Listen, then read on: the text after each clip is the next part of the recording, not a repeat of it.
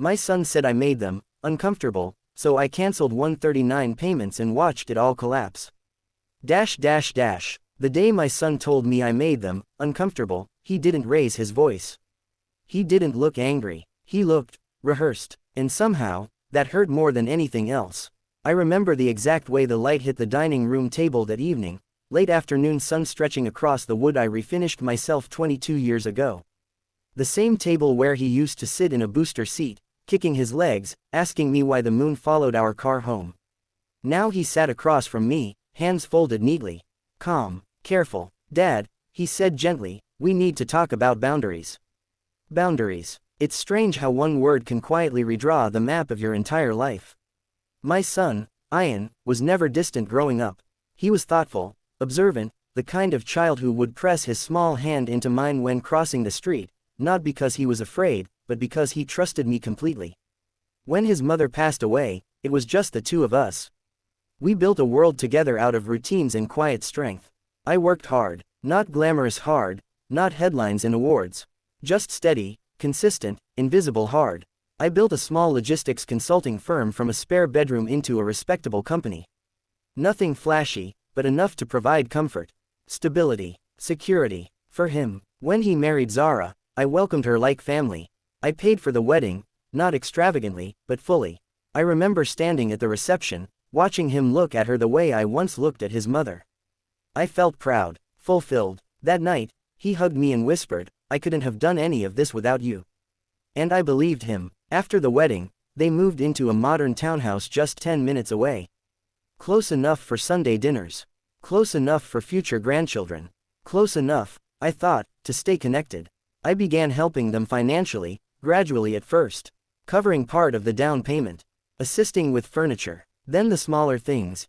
Utility autopay setups, subscription services, insurance installments, a few business-related expenses when Ian decided to launch a boutique marketing agency.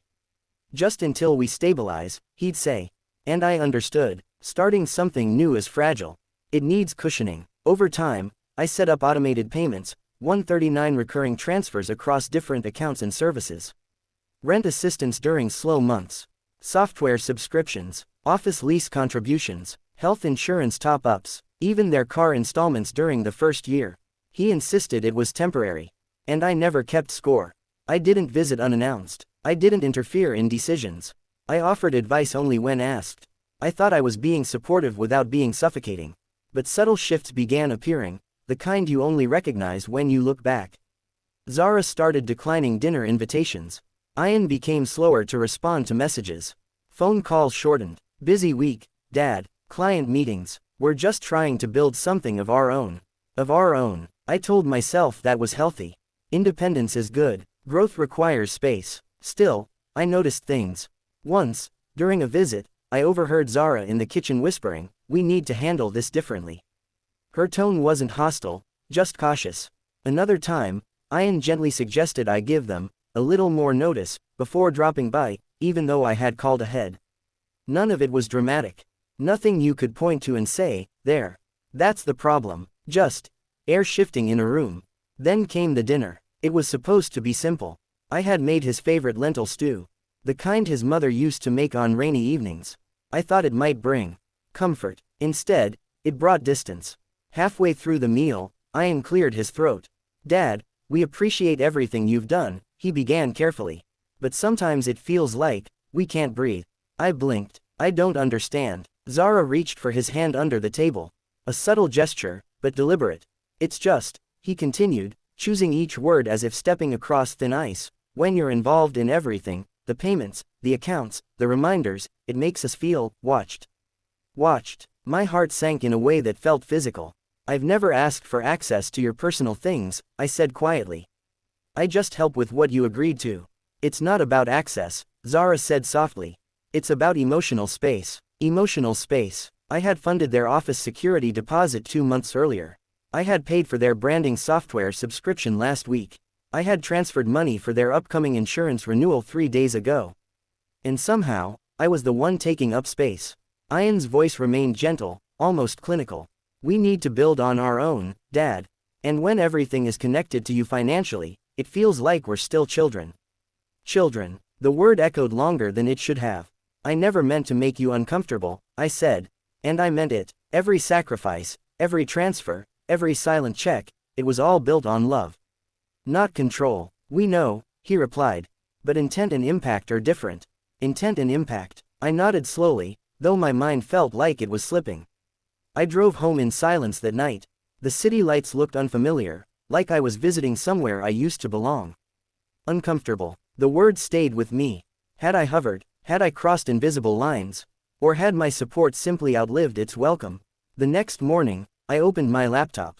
Not out of anger, not even out of pride, out of clarity. If my presence, financial or otherwise, made them feel small, then maybe the only respectful thing to do was to remove it.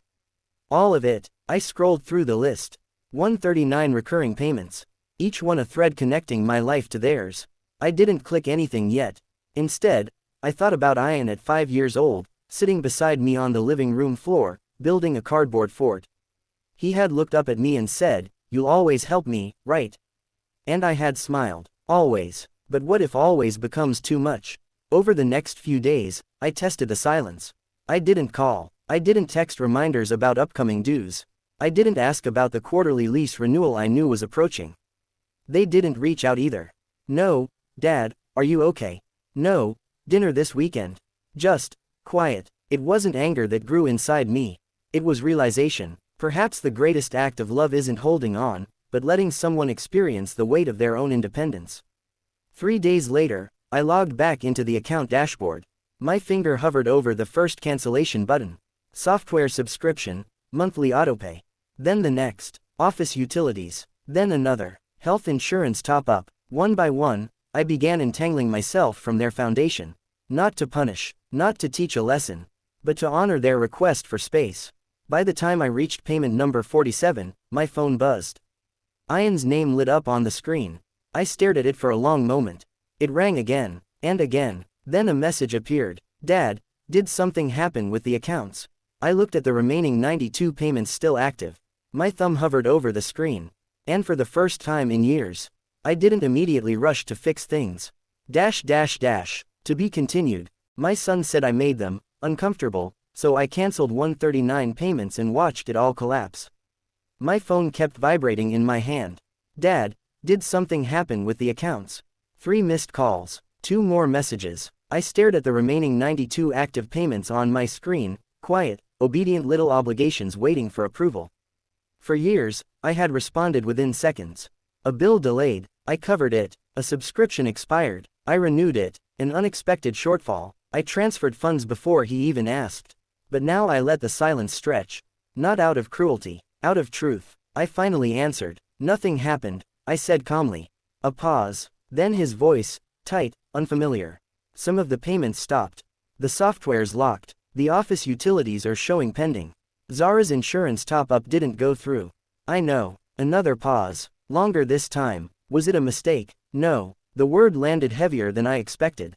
I could almost hear him recalibrating. "Dad, we have payroll this week." I closed my eyes. Payroll. I knew the schedule better than he did. I had helped him design it. "You said you needed space," I replied gently. "I'm giving it to you." "That's not what I meant." I let out a slow breath. "You said my involvement made you uncomfortable." The payments were involvement. Silence. For the first time, I heard something beneath his composure, not anger, but fear. "You didn't have to pull everything at once." Everything. It struck me then. To him, these weren't gestures. They were infrastructure. Expected. Assumed. "I didn't pull everything," I said quietly. "There are still 92 active." He exhaled sharply. "Dad, this isn't funny." "I'm not joking." Zara's voice came faintly in the background.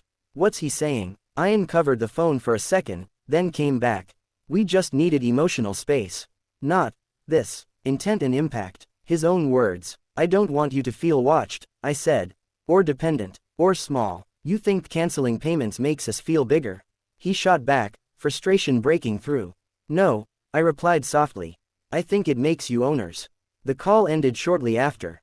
Not with yelling. Not with resolution. Just tension. The next week unfolded slowly, like watching clouds gather before a storm. Their marketing agency relied heavily on monthly tools and leased office space.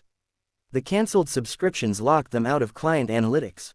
The office utilities required immediate settlement. Insurance notices began arriving by email. He didn't ask directly for money, but he called more often.